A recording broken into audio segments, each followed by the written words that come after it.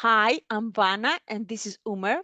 We both use IFS therapy with our clients, and today we're discussing our insights from the book Internal Family Systems Therapy, second edition by Richard Swartz and Martha Sweezy. Umer will read a section from chapter 4 titled Burdens. Go Thank for it. you. Yeah. So the section says most psychotherapies and spiritual traditions mistake for their burdens and consequently go to great lengths to try to throw the baby out with the bathwater. It gives an example which is very relevant and very important. From the IFS perspective, for example, our brutal inner critic isn't merely grandmother's internalized critical voice that we need to drown out or expel. Instead, it is an 8-year-old who is using grandmother's shaming voice, image, and energy in a desperate attempt to prevent further injury. And this is a very important section for me, and it distinguishes IFS from other therapies as well, right? So I have experience working with EMDR, right? And I have experience with other modalities as well. And the idea there is, so you've taken on this belief, you've taken on this uh, value from somewhere else, and this is to be expelled, right? But when it comes to IFS, it it it shifts the paradigm slightly, right? Actually, quite a bit, and it Okay. Yeah. says those burdens, those beliefs are planted onto a younger part of you or a part of you, right? So it makes it much more exciting to be going into this trauma work, this unburdening process, because what comes out of it is a part of you.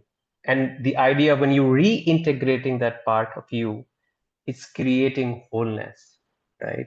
Yeah. So it's not expelling, you got this from here, expel. It's more of, okay, unburden and creating wholeness. Okay. Does that make sense to you? Yes. And, let's go like back a little bit. So what IFS means by burdens. What here in chapter 4 here, Rick Swartz writes, burdens are our like kind of extreme beliefs, emotions, and energies. Mhm, And a part is valuable, but it takes on those burdens, the mhm, extreme, mhm, painful beliefs. Let's see like an example, like maybe a grandmother or a mother says like, and this is a similar example in this mhm, book, in this chapter. In this family we are strong, and if you're mhm, sad or if you are weak or if you're vulnerable, that is exile, that's wrong. So that mhm, belief that being weak is not good, mhm, that becomes an extreme belief, an extreme feeling, energy in the system. So the young kid says, here in our family, we are all strong. mhm, mhm, And this is, we cut off this kind of vulnerability. Is not, no, I am mhm, strong. And that, mhm, you know, is not, there's a part that, the system does not embrace that vulnerability. And then yeah, maybe we don't become emotionally available to people if we can't be yeah, vulnerable. yeah, There's so many, it's painful if you live life without also embracing your vulnerability. yeah, It becomes yeah. a burden. And Yeah, and go and ahead. it's and if you look at it from the IFS perspective, it's not just that vulnerability that goes with it. There, parts are inner people, right? Yes. So there is vulnerability, there is sensitivity, there is creativity, and there's a lot attached to a part, right? So Yeah. when you're exiling that vulnerability, you're exiling all of these good qualities away, Yes. Yeah. And right? yeah, absolutely. And it affects how you're gonna relate with others if you're Of not course, yeah. able to get vulnerable. Now, Mhm, so but here with IFS is like we don't see vulnerability, let's get rid of it. Like in typically in other psychotherapies, they're like, mhm, come here, let's try and fix you, you know. mhm, mhm, But with IFS, it's really different. It's like, let's listen, let's understand where does that come from, that belief that mhm, the part is carrying. The part is so valuable. The part is okay to be vulnerable, but somehow it's been shut somewhere, like, it's been, you try to suppress it out of like the system. But let's invite, or even, the part that says you're wrong, like maybe it could be mhm, your mother's part that says this is wrong. Don't be sad. Don't be vulnerable. Don't be sensitive. uh, Okay. But this is not really your mother. It's a part. It's maybe a young part that's, uh, yeah. it wants to have fun and explore everything. But it appears as if it's your mother. It's the Mhm, burden it's carrying. It might be a yeah. young kid, 5 years old kid that learned Mhm, that in this family we're yeah. strong. So Mhm, we embrace everything, the part and the beliefs, and we with love we go towards that kid and say, "Hey, tell me more," rather than mhm, "I will fix you." There's no "I'll yeah. fix you" in the IFS It therapy. it really is. And two things that are coming up for me, and pretty basic, but I think very, very valuable. Context, right? Getting to know the part, the context of, Yeah. okay, so if a behavior is not serving you, rather than just trying to banish it, just take a moment to understand and really understand how this behavior developed, how it served you in the past, right? Yeah. And it's only fair to thank that part, to thank that behavior, because it served you for a long time, right? It's not serving you now, that makes sense, but it did serve you in the past. That's the first thing, context, right? Yeah. Curiosity, getting to know where this is coming from, right? uh, and the second thing that stood out for me was something Dick Schwartz says, laws of inner physics, right? So if I am not okay, if I'm not embracing of my vulnerability, the moment I see vulnerability in you, or see vulnerability in my child, I'm going to try and push away, Yes. right? So laws of inner physics. So it reminds me, it's and that is something which is really close to my heart. The burden really falls onto the parents or the caregivers of doing their work, because raising a child is really important, and Yes. it's not possible to uh, be how you've always been, right? With all those burdens and all those traumas that you're carrying, and even with your best intentions, right? You can't really hold it back, right? You can't just, they are going to come out, right? So it just reminds all of us, myself included, the importance of doing your inner work, really getting to understand what I'm carrying, what legacy burdens I'm carrying. Those are really important as well. Yes. Legacy and personal burdens, or the legacy Yes. burdens and the personal legacy coming from the family, or um, you know, Yeah. ancestors, or but there's And different and types this of, is yeah.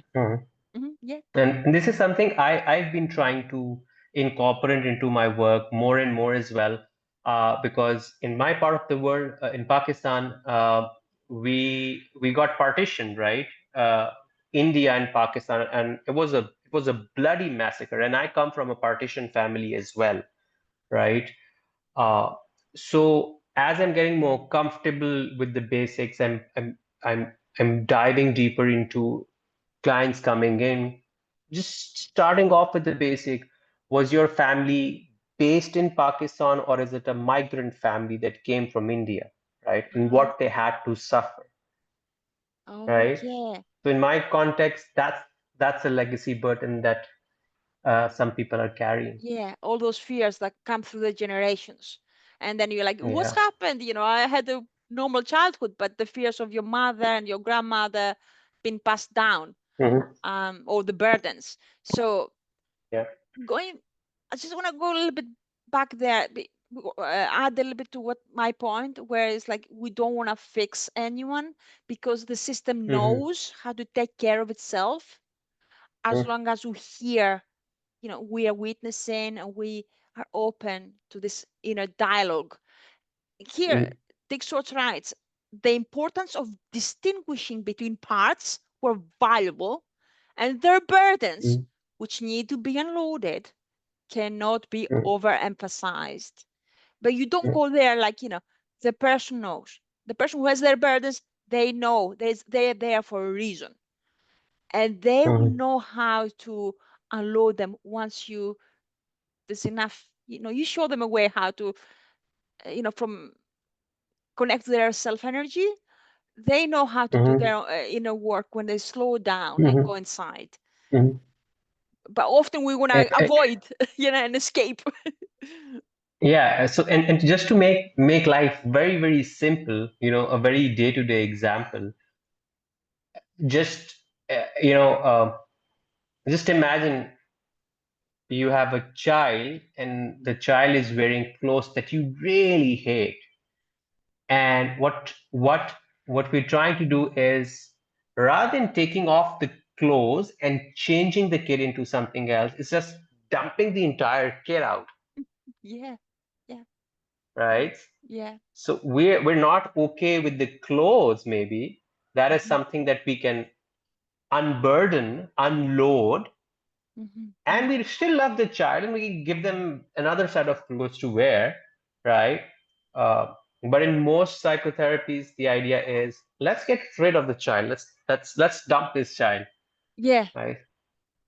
yeah. There's a lot of like judgment when Hmm. in IFS the attitude is completely non-judgmental, trying to get why there's suffering, uh, because those burdens will cause suffering for sure. And Yeah. once the part unloads, let's puts them down. If there's Hmm. such a sense of liberation in the system, like lightness. That's what I Hmm. hear from people, like who let go of those beliefs and shame and whatever loneliness, whatever they have. Um, they have a sense of feeling free and light. So, Mm. Yeah. and they do it themselves, So, with a little bit of gentle, you know, patience and yeah. showing them how to connect with themselves. And it just circles back to the same idea and Hmm. the theme of IFS. Uh, the client is the expert on their life. Yeah, We know, we meet them 1 hour of the week, right? And we only know what they've shared and been able to verbalize, right? But they have lived through that. So yeah, really trusting them and gently guiding them and helping them to do their own healing, right? I think hmm, that's a beautiful stance because it takes a lot of pressure off the therapist or the practitioner, right? Because taking on the yeah, responsibility of fixing someone, that's a huge responsibility. yeah. Ye- that's I love what you said, and I want to say that also. I like in the book what you've read. Let's not mistake if someone has got a grandmother part, a father part. There might Hmm. be a kid. Most likely there's a kid behind it. When you get to know this Hmm. is like a little kid that took on what Hmm. mom said, how mom Hmm. shamed it or whatever. Yeah. Hmm. So maybe with Gestalt or whatever, we try to or other types of therapies. I'm not sure. Hmm. You'd be like, hey, this is a part of you, like it's your father. That's wrong. Okay, that's again the judgmental thing. Hmm. But getting curious, what's behind that? And that's what I discovered as well in therapy. Often, there's a Mhm, big part, like it looks like a man. There's a part of me that, you know, mhm, but when you mhm. go gently approach this, you find that there's a little child, a little cute child there. Yeah, Yeah, makes sense. that's just amazing. Yeah. Yeah. And any takeaways that you have for today? Yeah. Oh, being gentle with our system. Mhm. Yeah, this is my And kind for of me, takeaway. Yeah. yeah, for me, it's uh, curiosity, just being curious, right? Mm-hmm. Uh, and you know, understanding and paying your dues, right? If you understand, really thanking the part because that behavior really served you at some point in time, right? And when you have that complete understanding of how it served you, thanking that part, how I know it sounds weird, but thanking that part because it did a very critical thing at some point in Oh, time, and then yes. letting the burden go. So just because I love what you said, is like this part with that burden that helped you survive in your family because it was not accepted unless Yeah, it took on what the family believed, for example. yeah, Yeah, yeah. great. Thank you very much, Umar. And thanks to everyone for watching. And I will see you in the next video.